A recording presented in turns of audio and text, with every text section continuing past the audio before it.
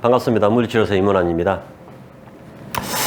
이번 주제는 가성협심증입니다. 아마 생판 처음 들어오는 병명일 것인데요. 사실은 현재 알려져 있는 병명은 아닙니다. 제가 이제 정한 병명인데요. 제가 정한 병명 중에는 몇 가지가 있는데, 장요근 증후군, 일리오스와스 신드롬이 있을 것 같고, 그 외에도 어제도 올렸던 어깨의 힘성과 관련된 부분들 때문에 어퍼트라페지 지수가 프론숄더나 임핀집이나 이런 프론숄더를 유발하는 주 원인근이다 라는 이야기들도 하고, 또 손가락이 아픈 류마티스 관절염과 이제 오진을 내리게 되는데 이제 손가락을 지나는 이 근육의 힘선에 대한 이야기들도 하게 됐습니다. 네, 이러한 것들이 이제 현대의학에는 사실은 현대의학에서 사용하지 않는 용어고요. 책에서도 탑재가 되어 있지 않는 용어들이지만, 제가 이제 임상에서 환자를 쭉 치료해 오면서 이제 느꼈던 그런 것들을 이제 병명을 이제 새로운 이제 병명을 이제 정하게 된 것들입니다. 이런 것들이 현재는 나만의 이문한 개인의 생각일 수도 있겠지만, 사실은 모든 치료 병명 또한 한 사람으로부터 사실은 출발을 했었죠. 지금 생각나는 것도 덕게르뱅병이라고 하는 것도 스위스 외과 의사 덕게르뱅이라는 사람이 가장 먼저 논문을 국제학술대에 투고를 했고, 그 사람의 이름을 따가지고 덕게르뱅병이라는 명칭을 달았던 것이죠. 사실은 그저 멀리건이나 시리악스 마찬가지죠. 칼텐본, 보바스 BNF 다 마찬가지입니다. 원래는 세상에 없던 학설이었고 치료기법이었고 또한 없던 병명이었죠.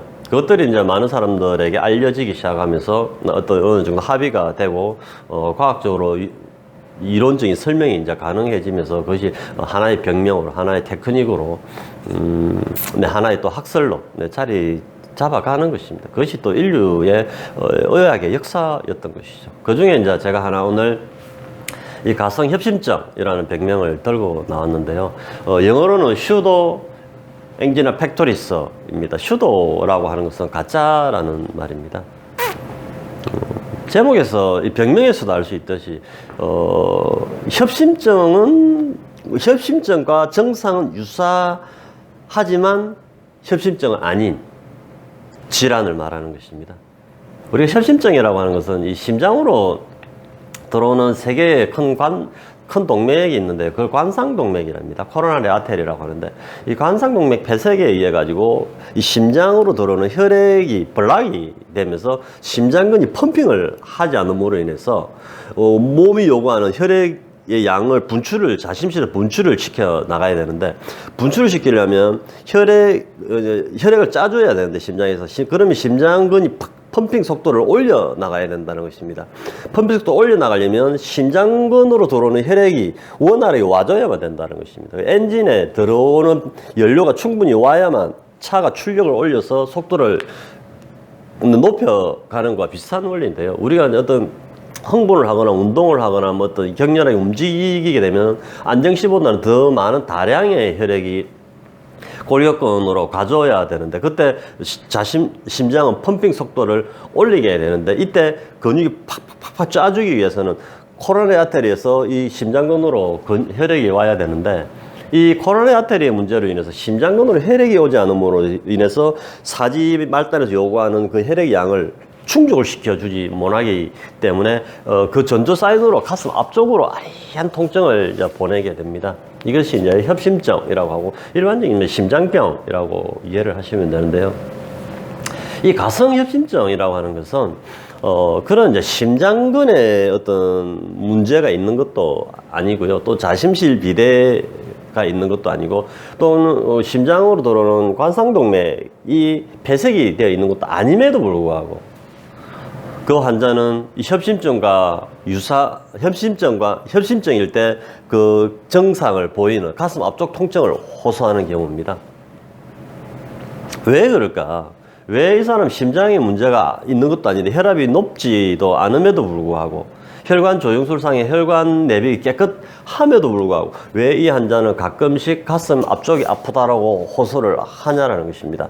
그래서 가슴 앞쪽이 통증이 오면 사실 심장 폐의 문제라는 것은 많은 사람들이 알고 있고 사실 가슴이 아프면 굉장히 두려워지는 게 사실입니다.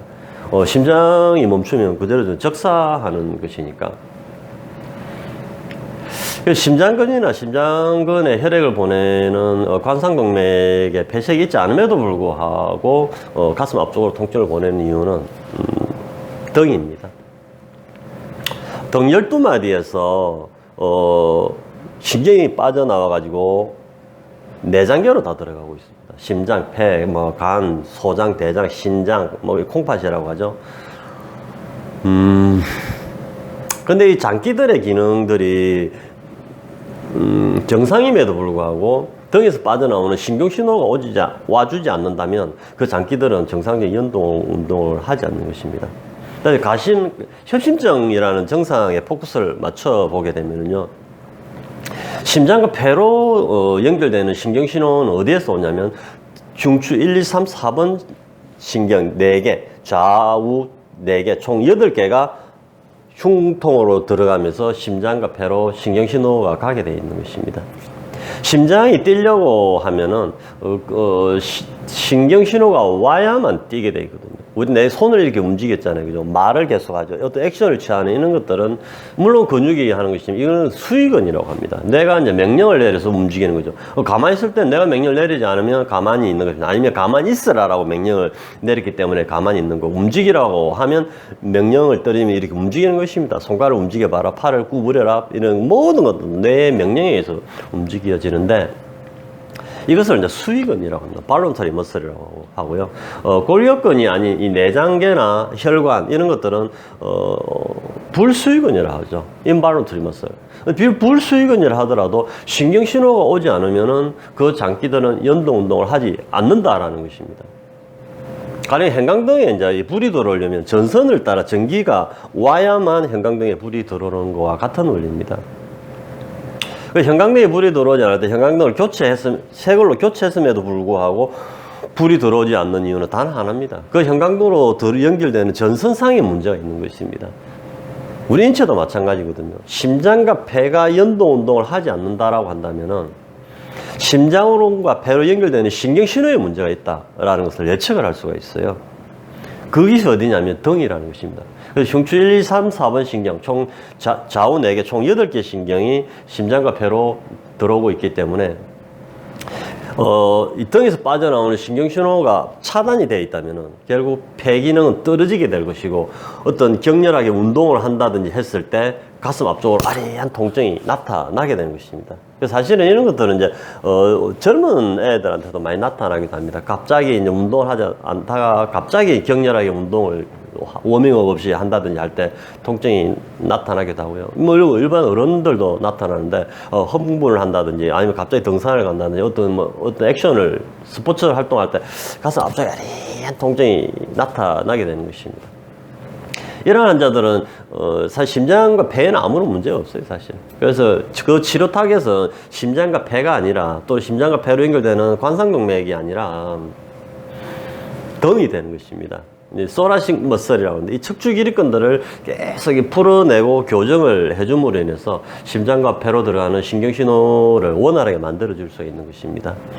신경이 빠져나오는 부위는 계속 이야기하는 부분이지만 뒤쪽에 있는 추간공, 인터버테브랄 포라멘을 통해서 빠져나오기 때문에 소라식 같은 경우에는 우리가 등이 구부러지는 게 문제예요. 등이 구부러지는 게. 이 소라식 카이포시스라고 하는데 카이포시스가 되면 이 파셋 조인트가 위쪽으로 글라이딩 되는 어보드 글라이딩 되면서 그 구멍을 좁게 만드는 것입니다. 그래서 뒤에서 탕 치는 교정을 통해 가지고 다운로드 글라이딩 시키면서 파셋 조인트를 제 위치로 타닥 정복을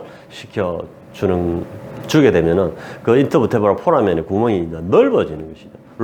요추는 로도시스가 댐이 될수록 스페이스 좁아진다고 했잖아요. 그래서 플렉션 상태로 교정을 하게 되고 등은 플렉션 되면 될수록 좁아지기 때문에 익스텐션 방향으로 힘을 줘가지고 교정을 이제 시도를 하게 되는 것입니다.